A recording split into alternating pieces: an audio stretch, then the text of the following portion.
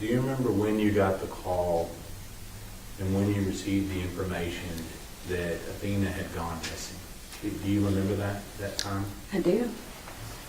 And where were you at that time when you got the information that she had just been missing? I was in my house. My phone had died, and Jacob called my little sister, who was too far out from me. So she called my older sister, and my older sister came banging on the door like you would have thought the house was on fire. And I opened the door and she said, "Athena's missing." And immediately I said, "No, she's not." So I went and got my phone, and Jacob's name popped up on my phone. So you knew something was... Right away, you can hear that instinctive denial every parent has in a crisis. No, that can't be true. But notice how fast that turns into panic the second she sees Jacob's name pop up. In testimony like this, juries pay close attention to those immediate emotional reactions because they often reveal what words can't. Not right. Yes. Now, how far is it from your house in Oklahoma to County Road 3573 that we've been talking about? Typically it's about a 2-hour drive. And how fast did you make that drive on that particular day? I made it within 45 minutes. Now let me ask you, did you go straight there? Did you have a stop along the way? Unfortunately, I let my car run pretty clear out of gas. And this is one of those moments that hits hard. She turns a 2-hour drive into 45 minutes. That's not just urgency. That's pure parental adrenaline. Anyone watching, do you think a parent ever truly ignores that gut feeling when something is wrong? And I said that I would get gas before work the next morning. So I had to stop and get gas in Comanche. And so then you found your way this direction. Yes, I did.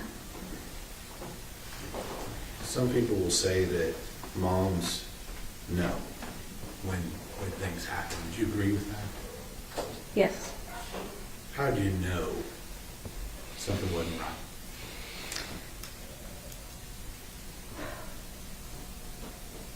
On my way down to Jacob's house, I stayed on the phone with him pretty well most of the way until I got to about Ryan, Oklahoma. And then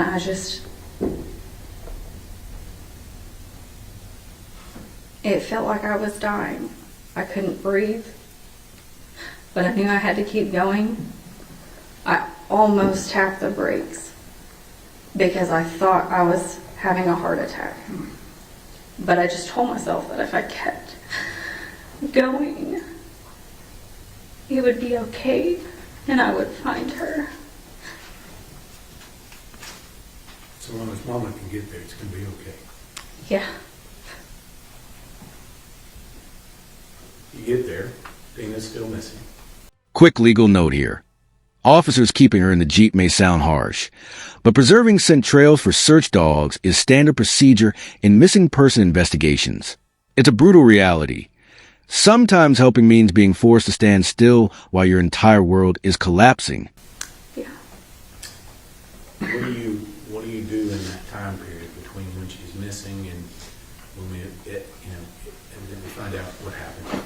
What do you do during that time period?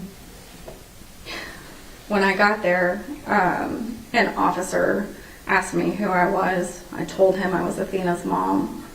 He directed me back inside my Jeep and told me that they were bringing dogs out and that my scent could throw the dogs off, so I had to stay inside my Jeep. And then during those next 2 days, what are you doing during those next 2 days? At 4 o'clock in the morning on Saturday, December 1st, an officer had told me that they had taken away the dogs and I could get out of the vehicle, and I asked him, can I search myself? He said yes. So Ashley's dad, Jacob's dad, my uncle, And Jacob and I went out and searched all of Jacob's property and the surrounding properties, even though all of those people were probably sound asleep in their own beds, and we didn't ask permission. Listen carefully to this transition in her testimony. She goes from searching to already knowing in her heart that something is terribly wrong. Prosecutors often use testimony like this to establish the emotional timeline of the family's realization and underscore the gravity of what investigators were uncovering behind the scenes. And later that day, when more volunteers had come out and more officers arrived, I had talked to a few different investigators throughout the time. I walked lineups. I walked that county road over and over and over again. I searched Jacob's ponds, but she wasn't there.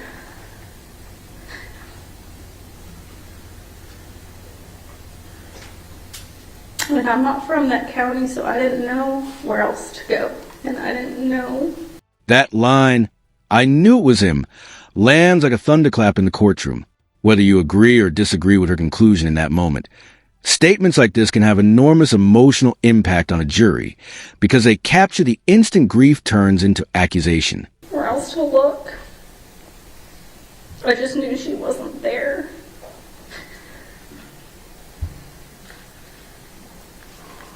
I heard from Sheriff Aiken that he had a meeting with you and Jacob, actually, and some of your family members at a church in Cottondale. Do you remember that meeting? Yes, I do. And I know this may be tough, but I think it's important. When you're told that Athena is no longer with us, what's your first reaction? I wanted to tell Sheriff Aiken that he didn't know what he was talking about. I asked him if I could confirm that that was my daughter, and he told me no, because she looks too bad. And I went into a place of denial. I stopped breathing and I started to black out as I heard Ashley screaming, "I knew it. I knew it was him."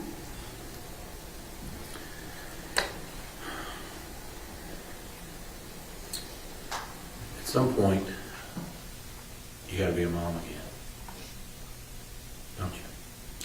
Yes, sir. At some point, you got to plan a funeral, don't you? Yes, sir. At some point, you got to see Athena for yourself. Is that right? Yes.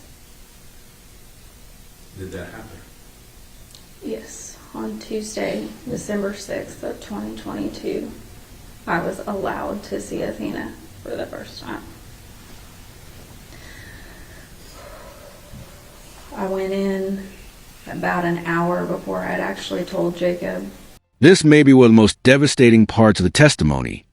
Not the legal evidence, not the investigation, but mother still trying to protect her child's dignity after death. Even here, she's thinking about how to shield her family from more pain. That's the kind of testimony that can leave an entire courtroom silent.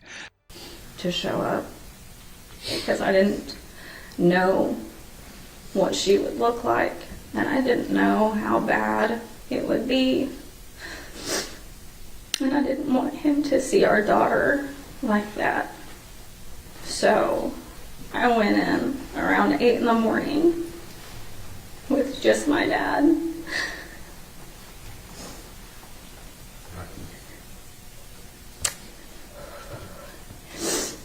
And her ears were messed up, and she had incision lines, and her chin was scraped up.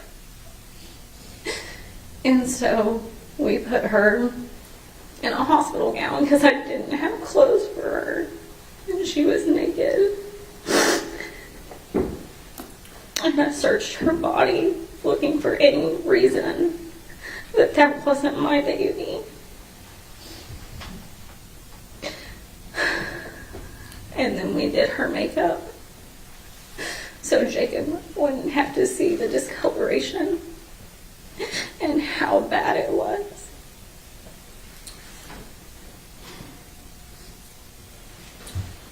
Still gotta be a mom, don't you? Yes, always. Always.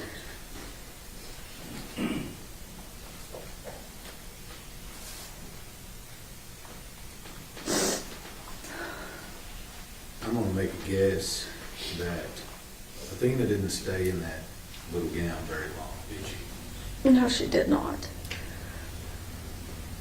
It wasn't pretty enough. Tell me what mom does to go fix that. Well, I wasn't from Wise County.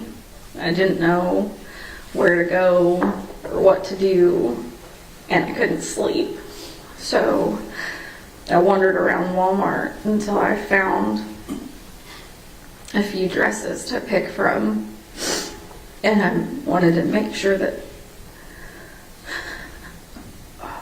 she was just, when I got to her, she was so cold, and she didn't like the cold. So I wanted to make sure that she was dressed. So I picked out clothes. I picked out socks and panties and shoes and leggings and dresses. And I wanted to make sure she had one of her bows. So I got her some bows. There's a pretty consistent theme with her with the bow, wasn't it? There's actually a joke that me and my cousin do. We have a child. I did have a child around the same age. But back in 2014, 2015, it was very common to put bows on little girls that were bigger than their head. And Athena just kind of adapted that and never grew out of it. That's why we got this picture here. Yeah. Now,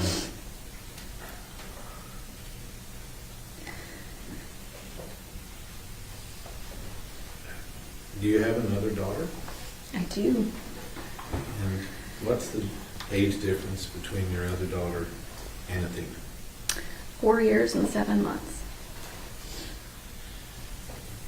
Now, I've asked 4 of witnesses to describe for me their favorite picture of your younger daughter and Athena. Do you have one? It was the first one I ever took of them together. So that'd be right after your daughter was born. Yes, sir. And what's Athena doing in this picture? She's holding Rye, and she is beaming. She'd been asking me for a sibling for a year or more, and she finally got her. I didn't want her to be alone if something ever happened to me. Because when Mom died and Athena was asking for a sibling, I looked around and I said, hey, at least I've got my sisters.